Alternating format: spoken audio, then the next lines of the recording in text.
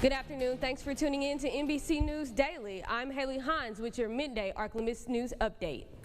A suspect has been found guilty of the homicide of Alice Heckert.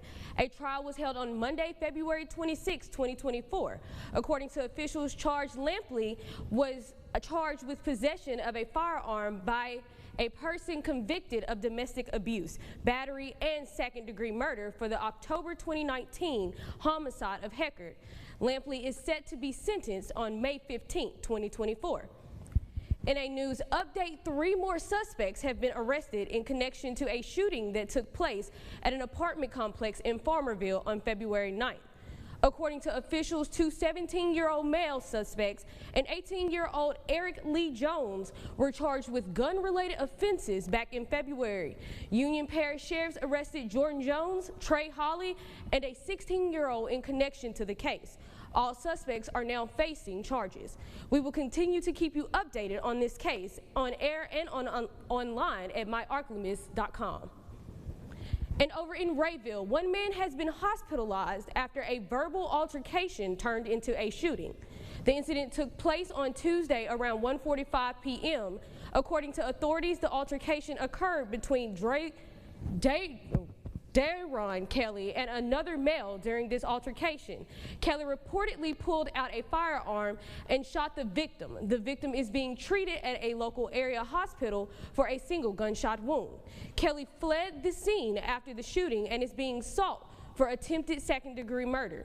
If you have any information about Kelly's whereabouts, please call the numbers on your screen. Moving to education news, congratulations are in order to Carroll Junior High School's Quiz Bowl team. Over the weekend, the students were tested on their knowledge of Black history and passed with flying colors. The team placed first in the junior high division at the Hamco Academic Heritage Quiz Bowl.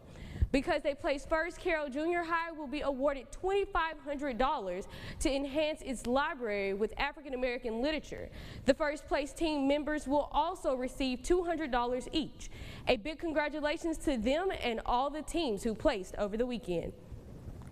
Thousands of homeowners in Louisiana who use the National Flood Insurance Program could be in for a premium cost spike as high as 18%. Senator Bill Cassidy introduced legislation to help reform that program. Recently, he and other members had a hearing in the Senate's Banking Committee. Here's what he had to say about that effort yesterday. And so we're continuing to meet with those stakeholders after that meeting to address their concerns, to try and get something in better shape so that we can hopefully pass it this Congress, if not have it set up for next Congress. And now, exclusive Storm Tracker Doppler weather with meteorologist Chase Ward. The winds will continue to stay calm out of the north. We'll see a mixture of sun and clouds and can't rule out a patchy shower, maybe even a pop-up thunderstorm along I-49 between Natchez and Alexandria that could pop up in southwestern sections of our viewing area. But as we go overnight and get past midnight, the clouds will be increasing and we will start to see a few showers and even a few thunderstorms begin to pop up as we go into 5 o'clock early tomorrow morning, and we could see more scattered activity going into the afternoon hours for our Thursday, mainly in parts of South Arkansas.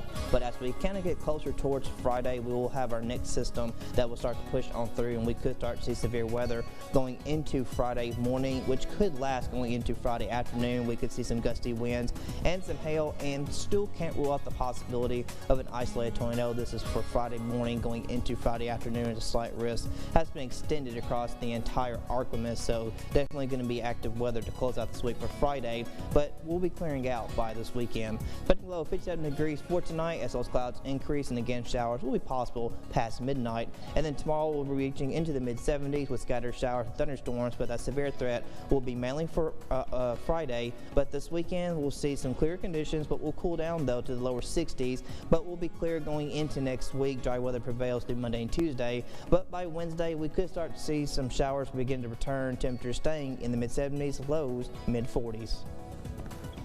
That's it for your midday update. NBC News Daily continues.